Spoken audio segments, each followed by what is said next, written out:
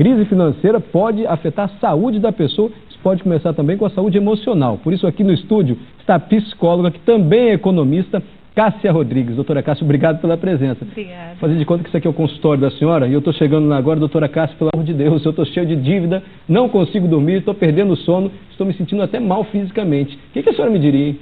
Eu diria que nesse primeiro momento, Mário, a gente tem que procurar um tripé para resolver. Não adianta só fazer terapia. Terapia não paga dívida, né? Não. Terapia cuida do emocional.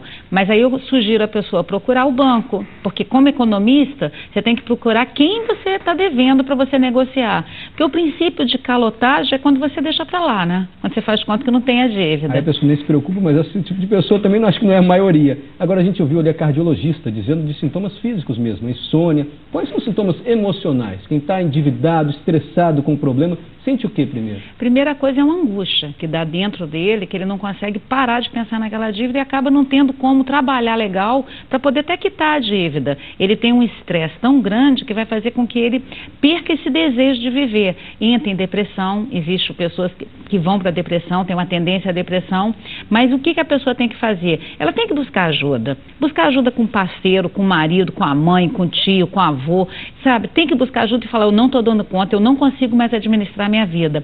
Só que esse é um passo de muita maturidade. Para a pessoa admitir que ela não está dando conta, imagina a fragilidade, ela já está frágil que ela está devendo. E admitir que ela não consegue gerenciar a vida dela financeira é um segundo patamar de maturidade que poucas pessoas têm. Mas eu sugiro procurar ajuda. Está endividado, pede ajuda ao marido, à família. Dá um grito, né? Se livra da dívida, né? Daqui a pouco eu vou querer saber, doutora, por que as pessoas perdem tanto controle, compram tanto sem ter o dinheiro para pagar. Mas antes, vamos chamar a Poliana Alvarenga, ela tem informações do PROCON também. Poliana, e para o consumidor, assim, legalmente, o que o PROCON tem a dizer? Nós estamos com o coordenador do PROCON de Vila Velha, o Willy Frepon. Boa tarde, Willy. O que o PROCON tem a dizer sobre isso? Quando é o PROCON que o consumidor procura, o que vocês conseguem fazer por essas pessoas? A mulher está desesperada, pelo que a gente pôde perceber. Certo. Em média, diariamente, 10 pessoas procuram o PROCON com um problema do tipo. Todos os dias, pelo menos 10 pessoas? Em média, 10 pessoas. O que é feito? A gente tenta entrar em contato com a instituição financeira inicialmente, tentando fazer a negociação da dívida.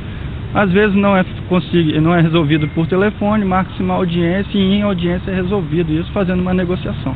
Ou seja, na maioria dos casos resolve-se, né? Ainda que não seja por telefone, pessoalmente. Exatamente, na maioria dos casos saem resolvidos com a negociação feita com a parcela dentro das condições que ela pode suportar.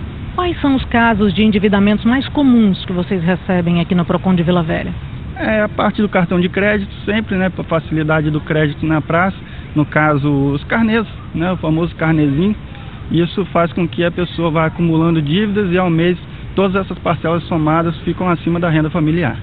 Isso é gente que recebe um salário mínimo e gasta 3, por exemplo? Exatamente. Uma pessoa que tem uma renda familiar de um salário mínimo de R$600 aproximadamente, com uma dívida mensal de mais de R$1.000. Poliana? Diga, Mário. Queria saber do PROCON se tem alguma infração ou alguma pegadinha que bancos ou financeiras oferecem para o consumidor e ele acaba se enroscando na dívida por causa disso também. O PROCON tem fiscalizado isso? Como é que é essa regra para conceder empréstimo, para conceder crédito, às vezes com juro muito alto? O PROCON procura sempre ver se os direitos do consumidor não estão sendo infringidos. No caso, quando o cliente já chega lá com a dívida, mostrando a dívida para nós, a gente vê os juros abusivos. É onde a gente consegue negociar, reduzir a dívida e parcelar de acordo com as condições que ela pode suportar. Aliás, essa frase do senhor agora chama a atenção porque normalmente o consumidor fala, são juros abusivos. Esses juros normalmente são abusivos mesmo, a gente pode dizer? Sim, porque quando a pessoa procura o PROCON, já tem tempo que a dívida vem se protelando. No caso, aí vem juros sobre juros, quando chega lá, a dívida em si é bem menor do que o valor que está sendo cobrado. E aí o PROCON consegue fazer o quê? Reduzir os juros? Na negociação, a instituição bancária reduz os juros e divide o restante na forma apurada. Consegue parcelar também? Parcelar de acordo com as condições que o consumidor falar que pode suportar. Para a gente encerrar, dá uma dica para o pessoal que está em casa endividado, então? A dica é sempre comprar de forma à vista ou um parcelamento não muito prolongado. No caso, se chegar a ficar endividado, a primeira dica é procurar uma negociação com a ajuda de um parente e cancelando os cartões de crédito para não cair novamente na tentação da compra até quitar essas dívidas e, em último caso, procurar o auxílio de um tratamento através do médico para resolver o problema que é do estresse causado. Ok, muito obrigada pela entrevista. É com você aí no estúdio, Mário. Obrigado, Poliana. Veja só, então, em 10 pessoas por dia procuram o PROCON, e o PROCON pode ajudar, pode fazer uma intermediação entre o credor e o endividado no caso. Doutora Cássia, que é psicóloga e economista também, por que as pessoas perdem o controle assim e compram demais sem poder pagar? É algo interno, né? É algo da psique, lá do cérebro, que faz com que você sinta desejo de ter aquele material, aquilo que o seu poder aquisitivo não poderia ter. Seja classe A, B, C, D, não importa a classe. Todo mundo que tem um problema emocional de carência afetiva, sabe, Mário, Sim, vai acabar hora ou outra se endividando. Compensa gastando demais. É uma compensação, a palavra é exatamente essa, porque ele age pelo impulso. Sabe, comprar é algo gostoso, mas você não pode agir pelo impulso. Se você não tem controle, eu sugiro você deixar o cartão de crédito em casa, rasgar, quebrar o cartão de crédito. Eu sugiro você nem ter talão de cheque. E o que o rapaz do PROCON falou, muitas vezes é melhor você guardar o dinheiro e comprar à vista. E tem pessoas que não vão se curar. Elas vão pagar a dívida, mas a cura não vai existir, a cura emocional.